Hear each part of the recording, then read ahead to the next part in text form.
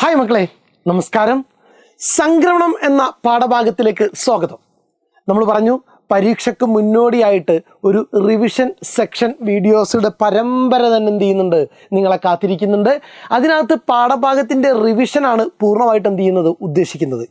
അതായത് പാഠഭാഗം വളരെ ഡീറ്റെയിൽ ആയിട്ട് പറയുന്നതിന് പകരം പാഠഭാഗത്തിൻ്റെ സംഗ്രഹം നിങ്ങളെ കയ്യിലേക്ക് തരും. പ്രധാനപ്പെട്ട ചോദ്യോത്തരങ്ങളും സെറ്റാക്കും. ആ പാഠഭാഗം പിന്നീട് നിങ്ങൾ മറക്കില്ല. ഈ ക്ലാസ് കാണുന്നതിന് മുമ്പ് മക്കൾ ചെയ്യേണ്ടത് ആ പാഠഭാഗം വൃത്തിയായിട്ടൊന്ന് വായിച്ചിരിക്കുക എന്ന പ്രക്രിയയാണ്. പാഠഭാഗം വൃത്തിയായിട്ട് എന്ത് ചെയ്യുക, ഒന്ന് വായിക്കുക എന്നുള്ള കാര്യം അത് നിങ്ങൾ ചെയ്യേണ്ടതാണ്.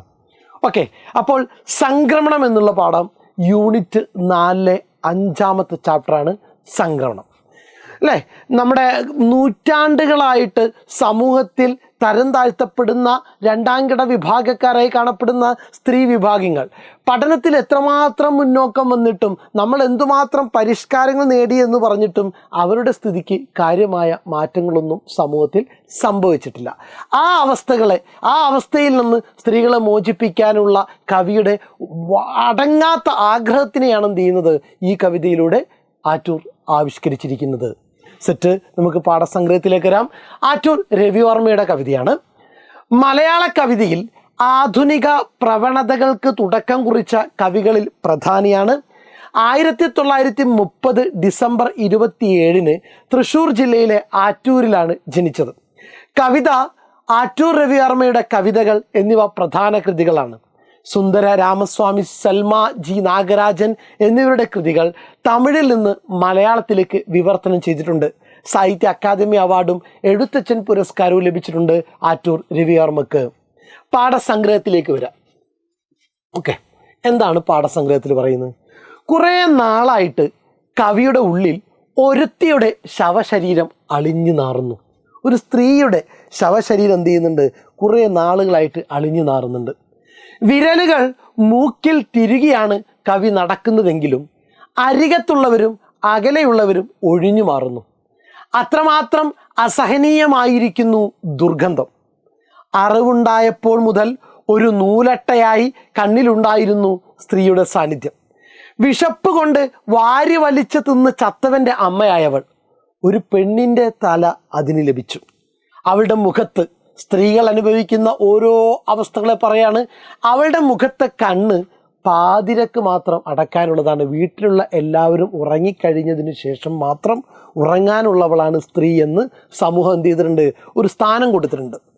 മുറിവിൻ്റെ വക്ക് പോലുള്ള ചുണ്ടുകൾ നിശബ്ദമാണ്. സംസാരിക്കാനോ അഭിപ്രായം പറയാനോ ഉള്ള അവകാശം അവൾക്കില്ല. അവളോളം വൈകി ഒരു നക്ഷത്രവും മയങ്ങാറില്ല. അവൾ ഉണർന്നതിന് ശേഷമേ സൂര്യൻ പോലും എന്ത് ചെയ്യാറുള്ളൂ, ഉണരാറുള്ളൂ.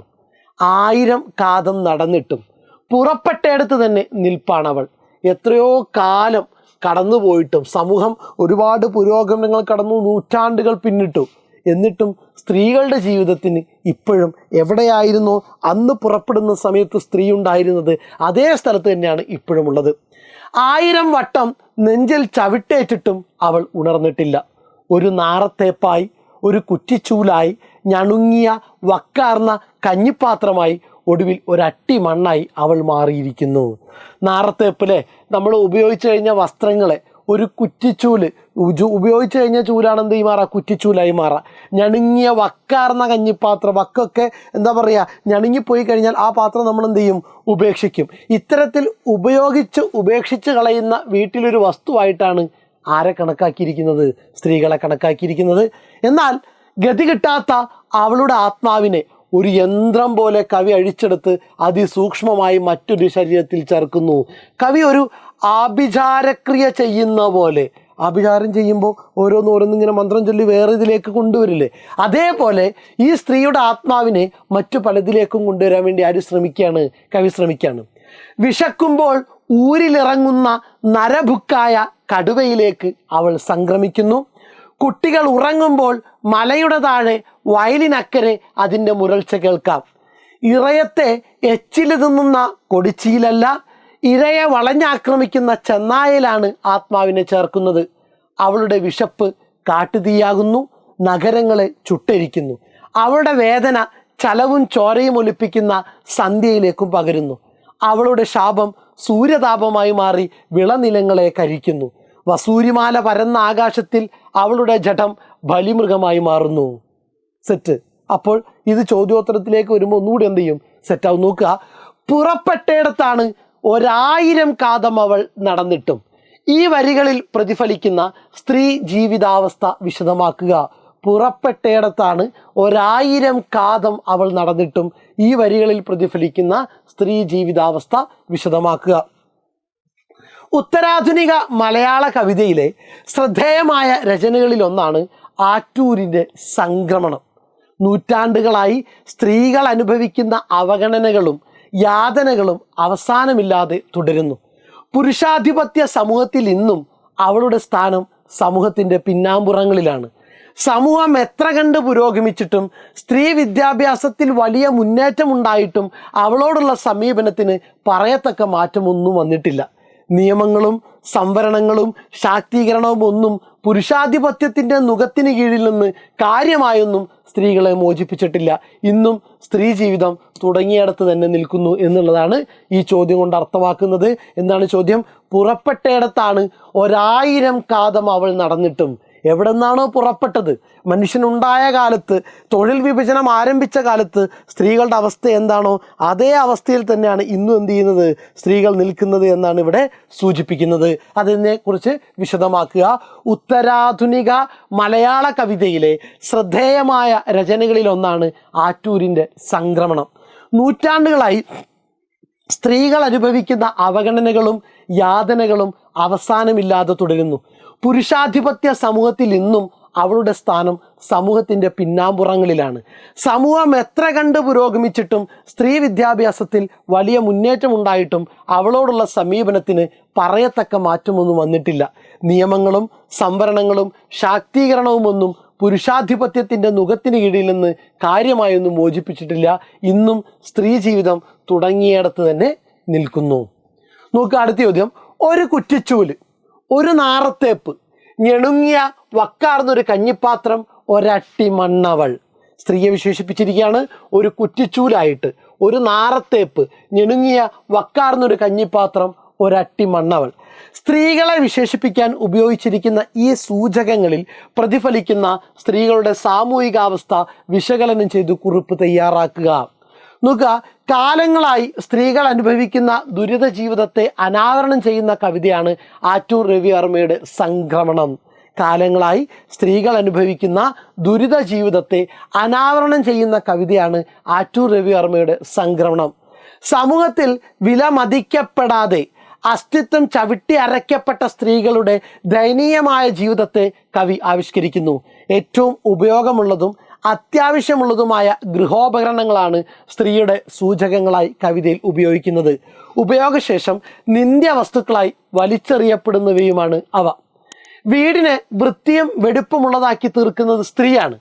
കുടുംബത്തിൻ്റെ ഭദ്രതയ്ക്കും സുഖത്തിനും വേണ്ടി അവൾ സഹിക്കുന്ന ത്യാഗത്തിന് കണക്കില്ല. എങ്കിലും കുറ്റിച്ചൂല് പോലെ, ഒരു നാറത്തേപ്പ് പോലെ, ഞെണുങ്ങിയ കഞ്ഞിപ്പാത്രം പോലെ അവൾ അവഗണിക്കപ്പെടുന്നു. വീടും പരിസരവും ശുദ്ധമാക്കാൻ യത്നിച്ചവളെ സമൂഹം നാറത്തേപ്പാക്കി മാറ്റിയിരിക്കുന്നു. ശരീരത്തിന് ആവശ്യമായ ഇന്ധനം ഒരുക്കിയ കഞ്ഞിപ്പാത്രം ഉപയോഗശൂന്യമാകുമ്പോൾ വലിച്ചെറിയുന്നത് പോലെ അവളും ഉപേക്ഷിക്കപ്പെടുന്നു. തലമുറകളെ ഉൽപ്പാദിപ്പിക്കുന്ന സ്ത്രീ പിന്നീട് വക്കുപൊട്ടിയ പാത്രമെന്ന പോലെ പരിത്യക്തയാകുന്നു. കുടുംബത്തിൽ നിന്നും സമൂഹത്തിൽ നിന്നും ബഹിഷ്കൃതയാകുന്ന സ്ത്രീയുടെ ജീവിതത്തെ ഉപയോഗശേഷം വലിച്ചെറിയപ്പെടുന്ന ഗൃഹോപകരണങ്ങളിലൂടെ കവി ശക്തമായിട്ട് അവതരിപ്പിച്ചിരിക്കുന്നു. സെറ്റാണല്ലോ. നോക്കുക, കാലങ്ങളായി സ്ത്രീകൾ അനുഭവിക്കുന്ന ദുരിത ജീവിതത്തെ എടുത്തു കാണിക്കുന്ന കവിതയാണ് ആറ്റൂർ രവിവർമ്മയുടെ സംക്രമണം. സെറ്റ്. സമൂഹത്തിൽ വിലമതിക്കപ്പെടാതെ അസ്തിത്വം ചവിട്ടി അരയ്ക്കപ്പെട്ട സ്ത്രീകളുടെ ദയനീയമായ ജീവിതത്തെ കവി ആവിഷ്കരിക്കുന്നു. ഏറ്റവും ഉപയോഗമുള്ളതും അത്യാവശ്യമുള്ളതുമായ ഗൃഹോപകരണങ്ങളാണ് സ്ത്രീയുടെ സൂചകങ്ങളായിട്ട് കവിതയിൽ ഉപയോഗിക്കുന്നത്. ഉപയോഗശേഷം നിന്ദ്യവസ്തുക്കളായി വലിച്ചെറിയപ്പെടുന്നവയുമാണ് അവ. വീടിനെ വൃത്തിയും വെടുപ്പുമുള്ളതാക്കി തീർക്കുന്നത് സ്ത്രീയാണ്.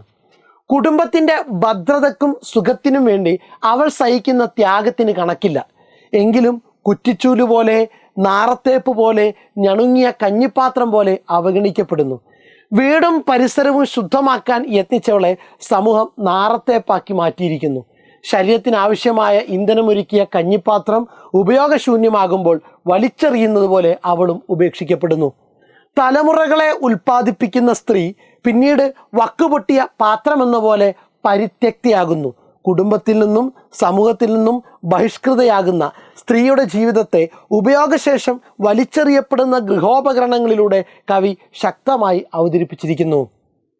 നോക്കുക, അരികവൽക്കരിക്കപ്പെടുന്ന സ്ത്രീ ജീവിതത്തിന് ആത്മബലം നൽകാനാണോ സംക്രമണത്തിൽ കവി ശ്രമിക്കുന്നത്?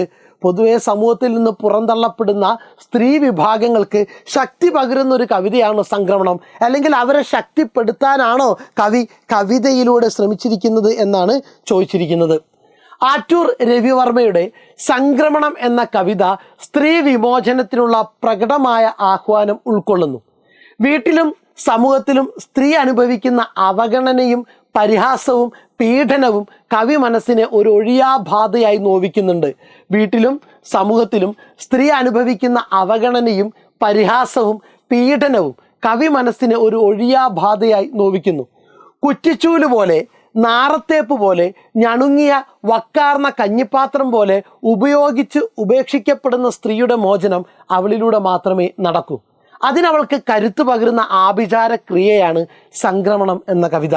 വിദ്യാഭ്യാസവും ആത്മബോധവും ആത്മവിശ്വാസവും ഇല്ലാതെ ഇരയാക്കപ്പെടുന്ന പാർശ്വവൽക്കരിക്കപ്പെടുന്ന പെണ്ണിന് കടുവയുടെ കരുത്തും ചെന്നായുടെ ശൗര്യവും കാട്ടുതീയുടെ വന്യതയും സൂര്യൻ്റെ തീക്ഷ്ണതയും പകരുകയാണ് സംക്രമണം എന്ന കവിത. എന്തൊക്കെയാണ് നൽകിയിരിക്കുന്നത്?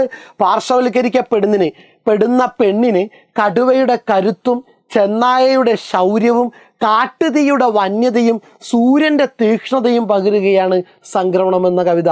ഇതിലേക്കൊക്കെ സ്ത്രീകളെ സന്നിവേശിപ്പിക്കുകയാണ് ആ ആഭിചാരക്രിയയിലൂടെ ആര് ചെയ്യുന്നത്? ആറ്റൂർ രവിവർമ്മ ചെയ്യുന്നത്.